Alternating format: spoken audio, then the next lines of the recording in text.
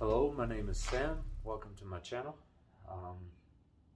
Today I'm going to be talking about this thing. This is a Soviet Russian motorcycle I recently purchased. I have one currently running, and then it's like a bad habit. I've got two now.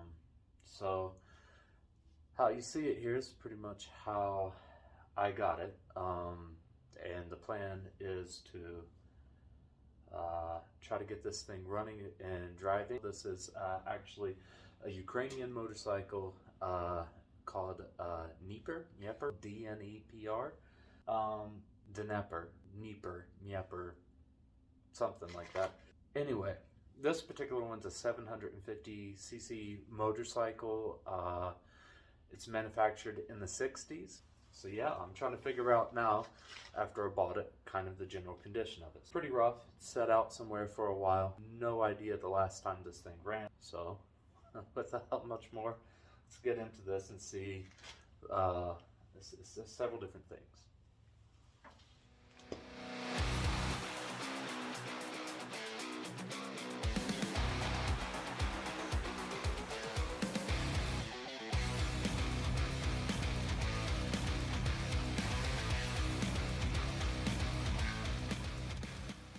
I'm going to be honest. I love old bikes, stuff like this really intrigues me, but I've never really worked on things quite like this with the old magneto timing events like mag.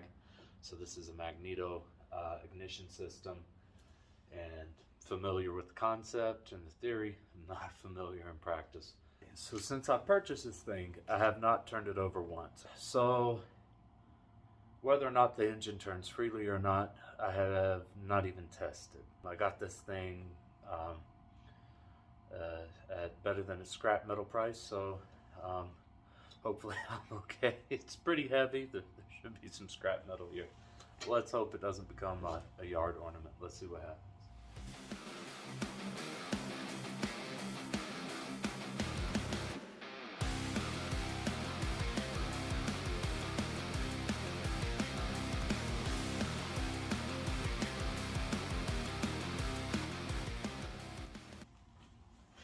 So what I can see of the bore on both sides appears to be clean, at least, so that's good. Let's see what happens when I try to crank this over. Without the spark plugs in, I shouldn't make any compression. Should turn over relatively easy.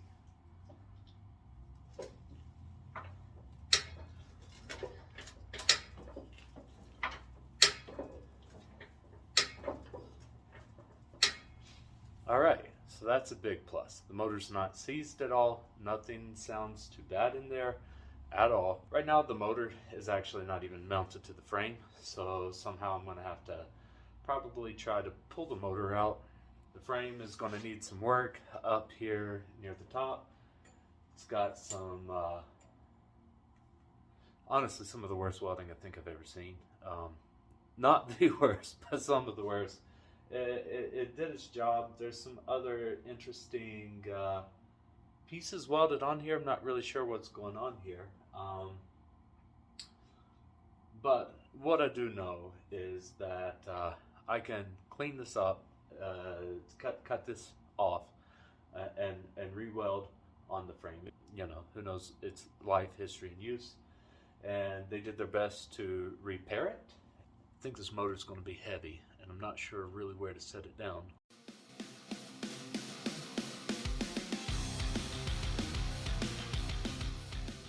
So there's some bolts stabbed through on the bottom, partially put in place, allows the motor to move around. Right now the motor is actually not even mounted to the frame. Might leave those in place right now and just leave it sitting in the frame, and just try to get this frame more secure. Now, this bike came with a ton of boxes, a ton of parts. I haven't really figured out where everything is yet, so I'm gonna have to go look and see.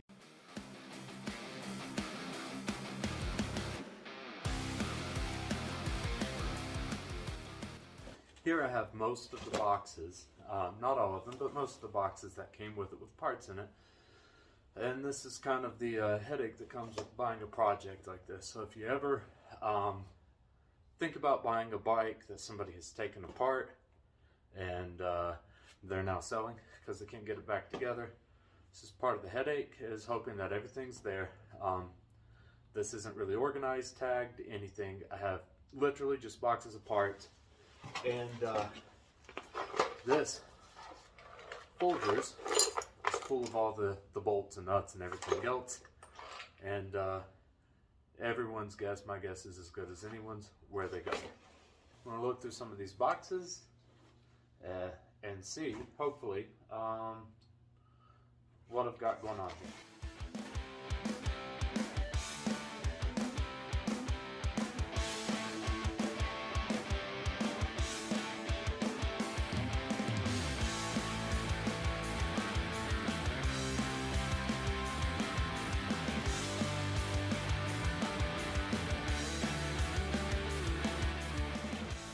Have the speedo and headlight assembly, which is one of my favorite pieces from the whole bike. Ignition on and off.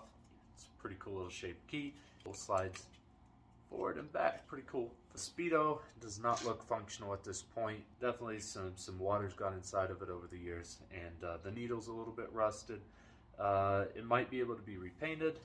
The face is turned as well, so I'll have to disassemble this and see what can be done. But otherwise, it has a beautiful headlight assembly that is all complete and intact, minus some really bad off wiring. Whew. Really old wiring. Oh, another cool note, it's the license plate. And so it's some type of Eastern European license plate. License plate. I would expect. I'm not really sure where from. License plate. But it has it. That's a pretty cool piece to come along with the bike. Alright, so I think I found my generator at this point, and I think some of this ignition system is starting to make sense to me. These parts will still need to go through a parts cleaner before I really try to assemble them back to the bike. But this gives me an idea kind of what I'm dealing with at this point. I have throttle cables, timing adjustment, advance and retard. Can't really read it, but it means something. I kind of know what it means. But, I love it. I love it. I do.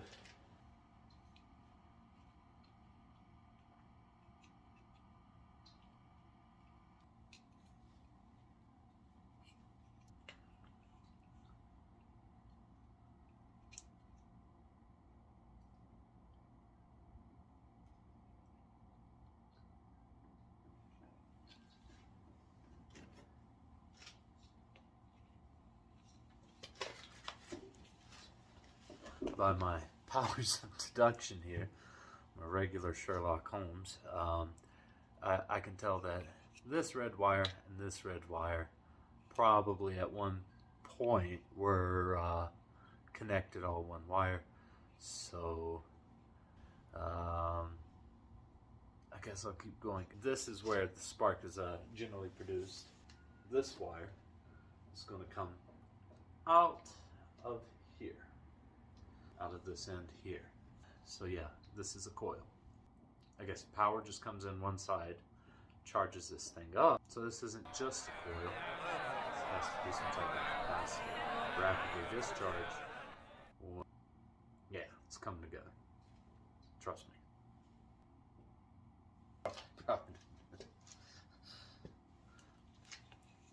And what is this magic box?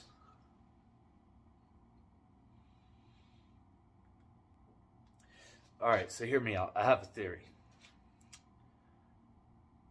My theory is that this converts AC into DC. Now, I could be totally wrong, but this capacitor of some type, rapid discharging device, is getting charged by this, which is getting electrical current supplied in the form of AC electrical waves, alternating current coming from the generator. So it would be an AC generator. This is a rectifier, rectifies it into DC, which then powers this up. The kill switch is pretty much, it's going to be direct wired. Ah, that is right. So the kill switch is going to ground something out here. The kill switch might actually ground this wire out. It would ground out the ability to make spark, I think. This is ground. This is going to my capacitor. This is going to be going to ground out this kill switch, and that means these two wires would be my alternating current coming from my generator. Maybe.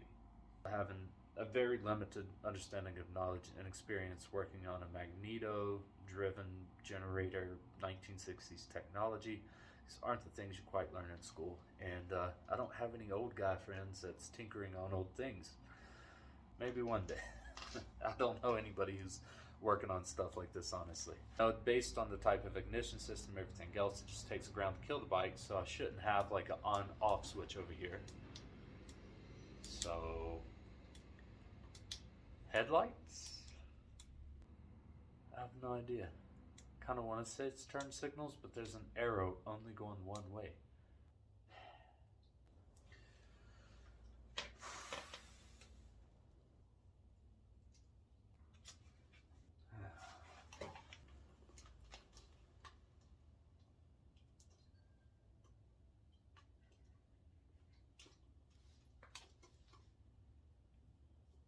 I think I'm just going to run all new wires, try to find some connectors that I could steal from another bike, and its wiring harness. I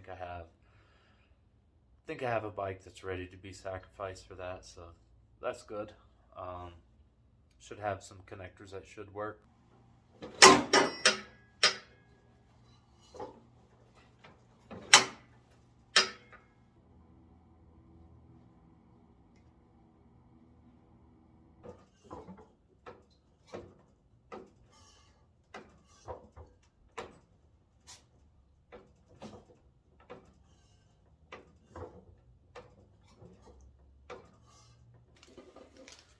Alright, so while the engine turns over freely, there's definitely some leak down past the piston rings down to the bottom end. There's also leaking that's extremely noticeable, at least on the exhaust valves, so I can't really tell on the intake valves yet. There's definitely blowdown. I can hear sound coming out of this hole up here where the generator goes. There's a sound coming from there that's definitely leaked down. Air coming past the piston ring. Doesn't look good as far as this engine been able to just be reassembled. So it looks like it's going to take a few parts ordered. eBay is pretty good. I can find stuff for these old Ukrainian motorcycles. I'm pretty excited though about having it. I don't know if I'll the plan. So my plan is with this motorcycle is to get it to a running condition. I'm not really sure if I'm going to go on full on restoration. I would rather keep this as much as I can as a survivor, which means doing some repairs to whatever's needed to make this thing functional in the most reliable and practical sense possible without going in too far into rebuilding any and everything. So I'll probably, like I said, fix up the frame in some of the areas that could be done better with the repairs, and then just clear coat it to protect it from further oxidation and rust. And then I would love to just get the engine running and then assemble just the bike part of this without the sidecar at first. And that's going to be my focus, is get the bike up and functional, running, able to be driven up and down the road. And then start addressing the sidecar, which has honestly probably more issues than the bike does. And it seems like the bike unfortunately has a lot of issues as it is. Thanks for tuning in, guys. Appreciate it. And hopefully I'll be able to get moving on to more things, tearing down the motor and figuring out that very soon. Thanks.